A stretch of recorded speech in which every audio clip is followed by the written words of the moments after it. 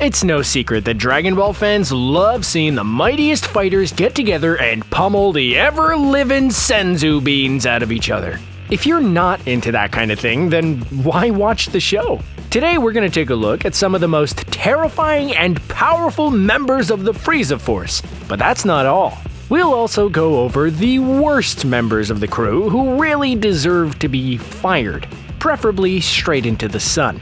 Listen up, members of the Frieza Force, because it's time for your employee evaluation and we're not going to be pulling any punches.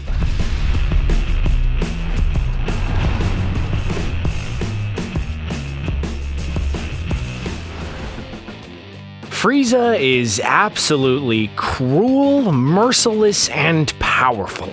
Just in case you forgot, he blew up all of planet Vegeta and wiped out the Saiyan race except for a few stragglers. He's not a nice guy, but he gets stuff done, unlike his second-in-command, Sorbet, who is clearly lost without his guidance. During the Golden Frieza saga, he realizes that he just isn't scary enough to inspire fear the way his predecessor did. Sorbet has shown himself to be a capable tactician and military strategist, but when things get tough, he needs a stronger character to step in. It's actually kinda hard to say how strong Sorbet is since we never really see him fight. Of course, that fact alone means he's probably not particularly skilled. The only way he could even have a chance of standing up against Goku was because he capitalized on his total lack of situational awareness and blasted him with his bad laser ring. Taking Goku down a peg during battle is admittedly impressive, but this feeling of respect for Sorbet didn't last long. Frieza fired off a shot at Vegeta, who deflected it, causing the end of Sorbet. It wasn't a particularly grand finale, but Sorbet wasn't a particularly grand fighter. In fact, he was definitely one of the weakest members of the Frieza Force. While Sorbet wasn't a great fighter, he at least knew when he was in way over his head. Reviving Frieza did ultimately lead to his downfall, but at the time it seemed like his best option since he was going up against so many stronger characters. And then there's Kui, who is too dumb to know when he's in way over his head. Like that time he took on the Prince of All Saiyans, and you can probably guess how that ended. He thought he had a good handle on his power level, but he forgot to add one major part to the equation: how long Vegeta had been training on Earth. Not only is Kui a fragile fighter, but he's an undeservedly smug one too. He way overestimates his own abilities, and Vegeta is able to easily annihilate him. The most impressive thing Kui did was attack the planet of Zeshin and Bun, which means that he took on a bunch of vagabond kids. Wow, that is some high-quality fighting right there. And this is the guy who thought that he was pretty much on par with Vegeta. Not being a strong fighter is one thing, but Kui was too arrogant to realize that his skills paled in comparison to the Saiyan Prince. During the Namek saga, Kui comes across as nothing more than a minor blip in the story due to his serious lack of skills.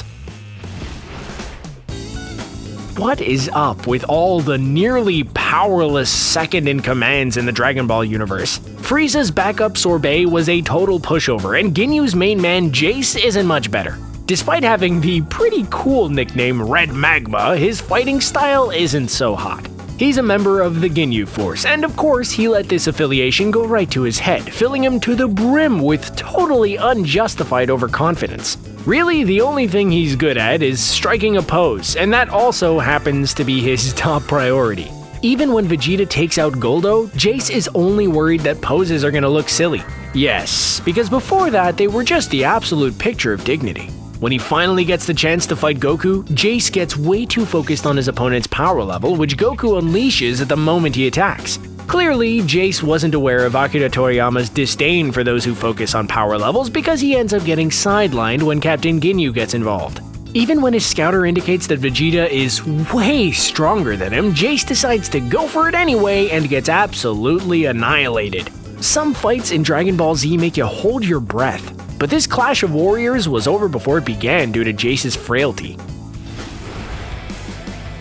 Jace is pretty slow on the uptake, but Burter is known for being the speediest member of the Ginyu Force. Like Jace, Burter is always letting his mouth write checks that his fists can't cash. He might not be all talk, but he is at least 95% hot air. The Blue Hurricane insists that he is the fastest being in the universe despite the fact that Frieza moves way quicker. Oh, and let's not forget that Goku was also able to sneak up on this supposedly speedy guy. He can't even land an attack on Goku, who dodges his strikes and energy waves with ease. Burter might be faster than the average character, but his close combat fighting definitely needs some work. He is the tallest and most imposing member of the Ginyu Force, but that doesn't mean he has the skills to back it up. All things considered, Burtur is one of the weaker characters, and his lack of abilities is only overshadowed by his arrogance. We might never be as strong as Goku, but at least we can be clever enough to outmaneuver that pesky YouTube algorithm. To stay up to date with all the latest content from CBR, make sure to click on the subscribe button and turn on your notifications, either from right here or in the settings menu if you're on your phone. Now let's get back to our employee evaluation of the Frieza Force. In the Dragon Ball universe, it is impossible to tell the strength of a fighter based on their size. Well, usually. Guldo is the smallest member of the Ginyu Force, and he is easily its weakest member. Guldo has a particular hatred for Saiyans, and honestly, that's pretty understandable. Remember, they're not all as lovable as Goku, and they terrorized and conquered many planets before Frieza all but wiped them out. But of course, the evil Guldo isn't worried about that. He's mad because Vegeta insulted him way back when. While Guldo's anger towards them may be understandable, he is too weak to actually do anything about it. When he fights against Krillin and Gohan, he is easily outmatched, so he takes the best but cowardly option and runs away. Or at least he tries to. Guldo is easily the most out-of-shape member of the Ginyu Force. He's definitely not fast enough to outrun these fighters, let alone Vegeta, who easily eliminates this Ginyu Force member. Even when his head rolls off his shoulders, Guldo is still complaining. Not only is he weak, he's also really whiny. And losing his head didn't help improve his disposition, or his breath. During a few filler episodes, Chaozu fights against Guldo while making quips about his bad breath. Oh, and of course Chaozu defeats Guldo in the end because he is just the worst. Theoretically, there should be strength in numbers, but characters like Jace, Guldo, and Burtur proved that isn't always the case. However, this pair of Frieza Force members actually managed to do something other than pose together, and they're among the strongest of the team. Zarbon and Doria are two top-ranking members of the team, and they're a regular Beauty and the Beast pairing. Of course, they often fall prey to the trap of underestimating their enemies, but bad guys have a tendency to do that. At least Zarbon actually has the good sense to be scared of Frieza too. During the Namek saga, they actually managed to collect most of the Dragon Balls, and naturally they did so by wiping out tons of innocent Namekians. Doria actually manages to hold his own against both Krillin and Gohan, which is impressive. Krillin even comments that if they're captured, they'll be in big trouble. And when Vegeta takes out Doria, the villain is at least smart enough to try to escape by offering up information about Frieza's role in the destruction of planet Vegeta. The Saiyan Prince does annihilate him when he tries to sneak away, but even though his plan didn't work, it was better than what many of his cohorts could have pulled off. Zarbon, on the other hand, managed to thoroughly trounce Vegeta after transforming into his less beautiful form. He won a match against the Saiyan Prince, and if Frieza didn't order Zarbon to heal him in order to interrogate him, this might have been the end of Vegeta. Well, an end to Vegeta, at least, since he would have come back to life somehow. Riku might act kinda goofy, but don't let that fool you because he is one of the strongest members of the Ginyu Force. He also goes up against Vegeta and doesn't disappoint in this ferocious battle. Riku absolutely dominates the fight and gets back up after taking some serious hits. Before long, the Saiyan Prince is barely standing, and he's only saved when Gohan and Krillin intervene. If the fight went on for any longer, Vegeta might not have survived. And when Krillin takes over the fight, he doesn't fare much better than Vegeta. He lands a hard kick right on Krillin's big bald head, leaving him broken and battered. Even Krillin admits that he didn't stand a chance against the awesome power of Riku. When Gohan steps up to defend his friend, he gets the same result and is left utterly defenseless after a heated battle. If it wasn't for Goku's timely intervention and a handful of Senzu beans, Riku would have easily taken out these three mighty warriors. But of course, Goku just had to show up and knock him out with a single blow to the stomach. Hey, that's Goku for you. No matter how strong his enemies are, he always manages to save the day eventually, and that's why everyone loves him. Wearing a top and no pants is a bold look, but Shisami is a bold guy. He also had the skills to back up his confidence as an elite soldier working for Sorbet. Lots of characters perish in the Dragon Ball universe, but it's usually the result of going up against some kind of big scary foe. But what finally took down Shisami wasn't a fair fight, but the betrayal of a supposed ally. During the Golden Frieza saga, he managed to punch through Gohan's energy blasts and gain the upper hand. Although Gohan was putting up a solid fight, Shisami was close to crushing him when Takuma used this opportunity to take out his rival. In Dragon Ball Z Resurrection F, Sorbet says Shisami's strength was on par with that of Zarbon and Doria in their prime, and I've already talked about what incredible warriors those two were. In Dragon Ball Super, he states that Shisami is the strongest soldier in Frieza's entire army. If he hadn't made an enemy of Takuma, who knows what he could have accomplished. So let's talk about that betraying son of a gun Takuma now. It's clear that he isn't the most upstanding citizen, but this is actually a plus in his chosen career as Sorbet's bodyguard. I know, him attacking Shisami was such a surprise. He just has the kind of face you want to put all your trust in. Actually, he looks a little bit like Lord Voldemort. Anyway, I'm not here to critique the appearances of Frieza's minions, so let's get to his qualifications for Elite Soldier. Sorbet also compared Takuma's strength to that of Zarbon and Doria, which probably only added to the competition between Shisami and Takuma. But Takuma didn't get this tough by accident. He went through some serious training, including having Frieza attacking him out of anger, and constantly beating him within an inch of his life as a training regime. And you thought your workout was tough. Although Takuma did have the advantage of a regeneration machine, which definitely helped out. But it's not just Sorbet who noticed Takuma's power. Heavy hitters like Gohan, Krillin, and Piccolo were left in awe after seeing him in action. And despite his battles, Takuma is technically still alive. Although he did get turned into a frog by Ginyu. And now we get to the ultra-powerful body-swapping Captain Ginyu. He is the one in charge of the notorious Ginyu Force, and he is not one to pull his punches.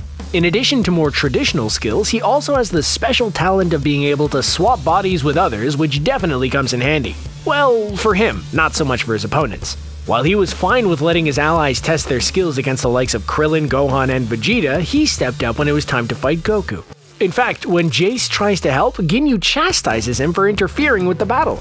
He even tells Goku not to go easy on him before he pulls the old switcheroo and swaps bodies with him. Of course, Goku ultimately wins, but Ginyu was at least able to retire as a frog until the Golden Frieza saga. Unfortunately for him, his life as a non-frog was ended pretty swiftly by Vegeta. Although Ginyu expressed anger towards Goku and Vegeta for trapping him in the body of a frog, his life as an amphibian didn't really seem all that bad. Pretty much all you need to know about the strength of the Red Ribbon Army is that Goku completely wiped it out. Yes, Goku single-handedly defeated an entire army, and we're not even talking about Goku at the height of his power. This isn't even Super Saiyan Goku. This is before he even knew that he was a Saiyan, back when he was just a weird little kid with a tail. He's been pummeling bad guys since day one, but to defeat an entire army just goes to show that the army wasn't exactly the best. According to Bulma, the Red Ribbon Army was so mighty that even the military couldn't take it down, but Goku proved that to be completely false. While young Goku struggled with keeping up with characters like Mercenary Tao, he made demolishing the Red Ribbon Army base look easy. Even when Staff Officer Black summons a giant mech robot, Goku still has no trouble defeating him. If only he'd taken that time to install a parachute in his battle jacket. Although technically it was the Black Ribbon Army at that point. Black had deposed of Commander Red.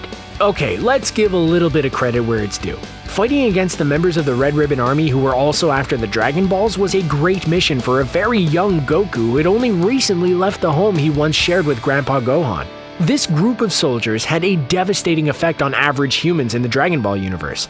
But as we know, the average human just isn't that strong. No offense, Krillin. The bar is just set higher here, and the Red Ribbon Army was brought down by Goku with him barely breaking a sweat. Having a cooler older sibling is a common TV trope, and unfortunately for Frieza, his older brother is even named cooler. Frieza may be one of the baddest villains in the Dragon Ball franchise, but his older brother's max power is even greater. According to Daisen Shu 7, in his final form, he is way stronger than his little brothers. There is no doubt that Cooler outpaces Frieza, but don't just take my word for it. Akira Toriyama says that both Cooler and Frieza stand out among others of their race as the mightiest warriors. They come from a family of fearsome fighters, but these two are top-tier talents. Takao Koyama said that when writing the script for Dragon Ball Z Cooler's Revenge, he knew the film had to feature a villain to challenge Goku that was even mightier than in the previous movie. This means he's even stronger than Lord Slug, and he's a super Namekian. It's like a regular Namekian, but super. In Cooler's Revenge, he nearly brought down Goku himself, and it was only his arrogance that was his undoing. Well, that and the fact that he was also trying to destroy the planet. Some people just can't multitask. Since the movie ended with him getting blasted into the sun, you might have thought that a sequel was out of the question, but then there's the Return of Cooler, which features bigger and badder Meta-Cooler, a remote-controlled duplicate of Cooler that manages to nearly wipe out both Goku and Vegeta. Mighty characters like Cooler often command their own forces, and even the weak Red Ribbon Army had a lot of members. And then there's Emperor Pilaf. He pretty much has two people to boss around, and one of them is a dog. Yeah, Pilaf's gang isn't very impressive, to say the least. Not only is he physically weak, but he makes Goku look emotionally intelligent with his constant whining and tantrum throwing. To say Pilaf couldn't handle himself in a fight is a huge understatement. He once had a complete panicked meltdown when a skeleton fell on him. No, not a super powerful reanimated skeleton, just a regular one. Oh, and did I mention that Emperor Pilaf and crew also aren't very bright? They unleashed the terrifying and cruel Demon King Piccolo upon the world and assumed this massively powerful lunatic would be grateful and that his attitude would be profitable. So weird that he didn't make Pilaf the ruler of the world. Pilaf's gang isn't much in a fight, and they're not even able to make up for their lack of muscle with any kind of cleverness. Come on, Pilaf, have some dignity. In his defense, he does come up with a few nifty devices, like a box that blocks Bulma's dragon radar and his flying fortress. But overall, there is no way to confuse Pilaf, Shu, or Mai with any of the way stronger characters. Out of all of Frieza's allies, the most comically inept has to be Emperor Pilaf. But the Cooler Force is definitely an enemy to be reckoned with. Which one of the characters in this video would you vote for the weakest and the strongest? Let us know in the comments section below, and then click on the subscribe button for more videos from us here at CBR. Thanks for watching, and we'll see you next time.